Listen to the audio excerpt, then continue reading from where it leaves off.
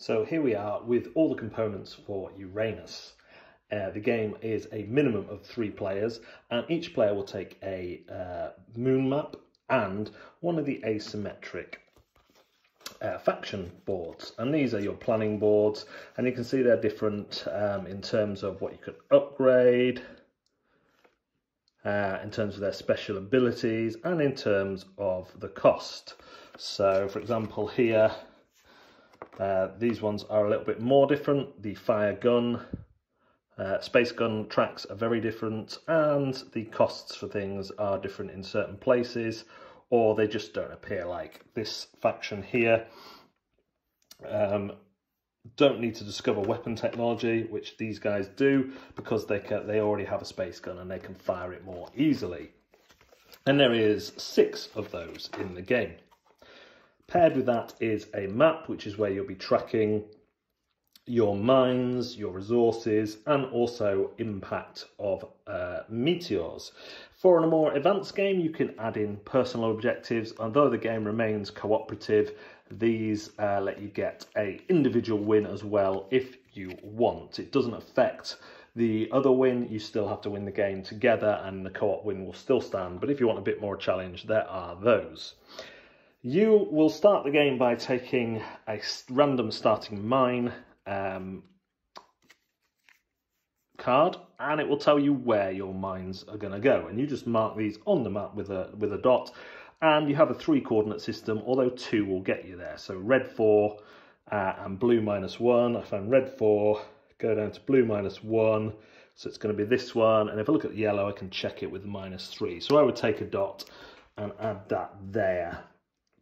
And in that way, all your mines are in slightly different places, and you end up with 10 mines to start with, and then those go from the game. Also, dealt out between you and the other players on your left and right are asteroid cards and coordinate cards, and these will determine where asteroids land and the impact that they take.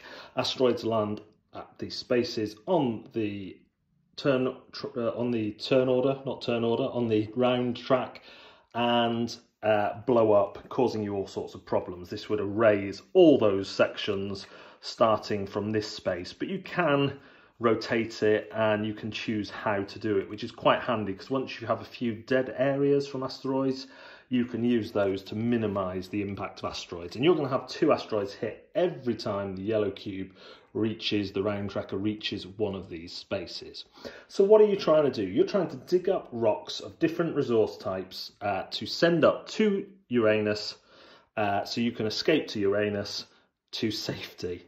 And to do that, we would need to build these houses. So that one would require 3 reds, a purple and a green, and that would house one of the playing factions. So that would be enough for, if you're playing a 3-player game, you've done a third of what you need to do.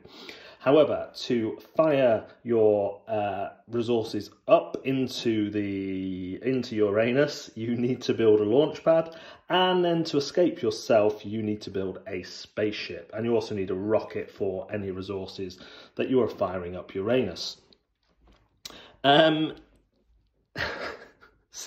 It's just going to go like this, so you're going to have to put up with it. However, when you fire resources up to Uranus, you don't want to be wasteful, because if you get wasteful, you're going to fire junk into the moon, into the orbit around Uranus, and then you're going to have to take a junk card, which will have a negative effect, potentially more harmful than others. So say I was wanting to fire up to Uranus and I had a set of resources that were 3 reds and a blue. If I were to put them there, blue would have to go and orbit the planet, so I would take 1 junk card. So I might actually put them somewhere else to avoid getting space junk, because it makes a tough job already harder. So how does the round work? You do the asteroid track. If there's an asteroid, you resolve the asteroid attack, and with technology like Telescope, you can actually view what asteroids are going to hit you and plan for them immediately, plan for them arriving. You do not want an asteroid to hit your volcano here, because if it does, that volcano will explode every turn from then on, getting bigger and bigger and bigger, and really kiboshing your chances of succeeding. After the asteroid track, you will do the mine phase, which is really easy. You just take a resource and put it on a mine of the same colour. So in this setup, we do this. Now later on, you will hopefully have built tunnels between the mines, which are simply lines between the mines. So we might have something like this to the middle of the thing there. So say we had something like this. This is why you might want to make your mines nice and big. So during the mine and transport phase, you will collect all the resources on one tunnel together. So in this case, we would do that. If there was no tunnel there, for example, we would just have the 2 greens there and the blue and the silver there. Now you want to plan this carefully because you will use these resources to achieve certain things on your planning board. So to build a tunnel, we would need 2 green.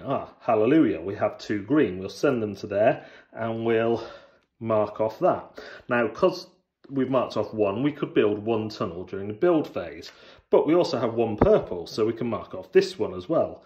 If we had another purple, we'd do this one, and now we can build 4 tunnels. And that is how it works for the tunnels and the mines that you will be building. For fortifications, you need to get it up to this spot before you can build, and fortifications protect against asteroids. The space gun, you'll need to get up to there before you fire it to destroy asteroids that are coming in. The launch pad, you need to get up to there. Launch pads can go on any mine. You just draw a circle around them, but then they can't be fortified, and launch pads are what fire your resources up to Uranus, and so on and so forth. With the learning of the technologies, you only need to do these ones twice, of course, to get the things. What's important about these sets is that you cannot use them across multiple things. So going back to when we had a big set, if we had 2 greens, a purple, a blue and a silver, we could use them this because there's 3 different colours and we could scratch off that. We could wastefully use them here, but we wouldn't get anything for the other ones. So we really need to think about where we go and how we use our resources and how we build our tunnels. You don't necessarily want your tunnels all linked together. You can also build other mines, and again, it's a bit harder to do this, but if you get it all the way up, if you get 4 of those, you're going to be able to build 2 mines. And again, the further you drive up the track, the better it is. After you've ticked off all the things that you want to, you will then build and activate. So you will choose which of these to use. And however many tunnels you're going to build, you have to cross them all off. So even if I wanted to build just 2 tunnels and I've got it up to 4, I'd have to remove them all and then build up to 4 tunnels. This then repeats with all the players doing it until you lose the game or you have got enough houses or structures on Uranus and you've got a spaceship to fly your people up to it. Remember that at some point you are going to encounter asteroids, so let's just show you this one. So 2, 0 for the blue, so it's going to be there. So and -2 for yellow. I've got it right. Oh, 2, 2.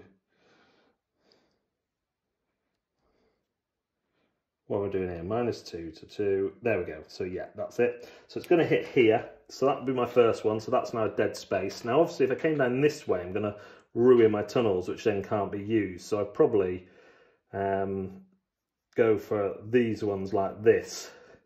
So you can see you're going to have multiple tunnels and different routes, and having different colours can be good, but you also want some that are the same. Now, later on, should an asteroid hit a dead spot, it just completely neuters the impact. However, if you have one that, let's find a different shape. Some of these are advanced. I haven't taken the advanced ones out. So let's say I get that one later on, and that's going to land here for its starting place. Well, I'd have to fill that one in, but I could just rotate it so it goes through here. So now I only have to fill 1 in rather than 3, and you'll be wanting to do that as much as possible. That's not all the rules, but that gives you a general overview of Uranus. There is an advanced mode that includes private goals and another rule as well. But yeah, this is how the game generally works. There's Uranus. You see it? You see it? Dad, was my anus? So let's deep dive into Uranus.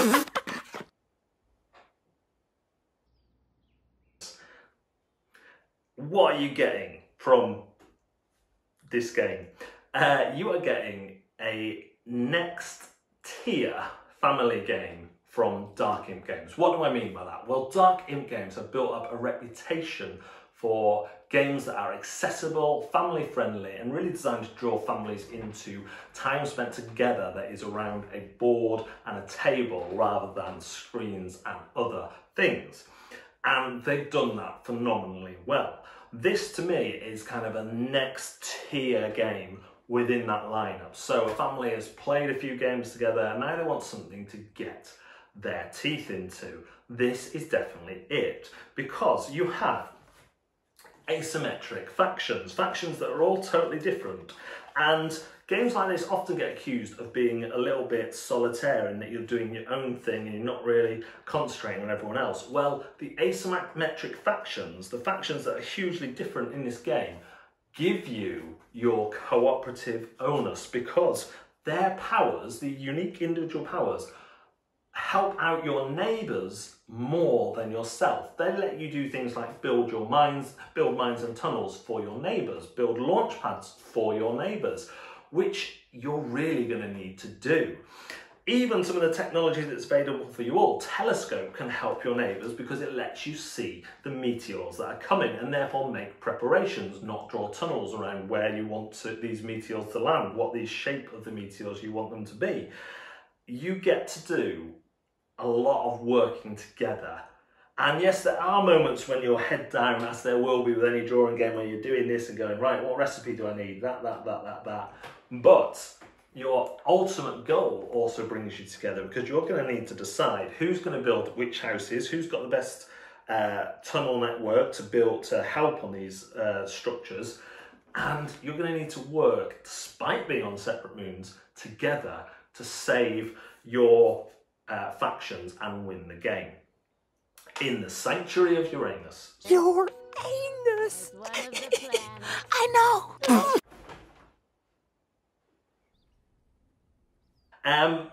What else do we need to say? The game is a challenge, okay, but think about the theme. Your moon is coming under attack from asteroids. You're desperately trying to get ready to leave, make sure everything's done, do it all in a safe way without being taken out. So I don't have a problem with the game being a challenge. The game needs to feel rewarding as a co-op. Also, you may look at this track to count the rounds and think, that looks long. But really, the game only has 4 phases each turn. 2 of those are really just quick upkeeps. One is to move the tracker along and do an asteroid resolution if it is one. And the other one is to get your mines and group all your resources together. So they take seconds really. Even when you're resolving an asteroid, it's just a case of turning them over if they're not already turned over, and you can either help each other work out where they hit or do one at a time in the other way that the other players are doing them. The grid system works really well. It's nice that you can do it with 2, but check then with the third one. Helps you avoid making mistakes. The drawing is a nice touch. I often think with the popularity of roll and writes about how many games could have massive elements done that are usually quite tricky upkeep by just a pen and a piece of paper. This is dry wipe, it works really well. It's a really efficient way of tracking your tunnels. If they get destroyed, you just colour over them. Yeah, it could have been done with wooden pieces, but that would have driven up the cost and it would have been a lot more fiddly. And also, when you knock the table, they would have moved. Tracking on here, when you have to rub it out and stuff, again, could be done with cubes, but then you probably want a dual layer board to stop all the knocking. The rubbing out and writing onto the pen really works really well, and it hooks into that fun of roll and write. And one of the reasons I think roll and write are so popular because we just love doodling and doing our own little things. I will say I would make, just a practical tip, this is a prototype so it may change, but these dots for the mines, you need to make them bigger because at the minute they're the width of the pen, and then if you draw a tunnel you can kind of obscure them, but that's only a minor thing. So all in all, I think this is a great package. It's already got a really good rule book, which is only going to get better, really good components, which are only going to get better, and it's got that drive to push people towards playing together. I do think it is more complex than everything else that I've played that Dark Imp have produced, but I'm not saying that's a bad thing. I think there needs to be that push into playing more meaty games. Despite the complexity, it still plays out quickly, especially if you manage to get your volcano hit with a meteor. The wooden components are all really nice. Yes, they're cubes and not shapes, but in this sort of game, when you're moving stuff around quite a lot, it's better to have cubes because I've played games where they replace the cubes with shapes and they're spiky and it's just awkward. So yeah, I think a lot of the decisions here in terms of design have been really, really well thought out. And I certainly look forward to checking out more of Uranus in the Kickstarter campaign, which you can find in the description below as soon as it's live. Hey, as long as you don't make me smell Uranus. I don't get it. I'm sorry, Fry, but astronomers renamed Uranus in 2620 to end that stupid joke once and for all. Oh, what's it called now? Eurectum.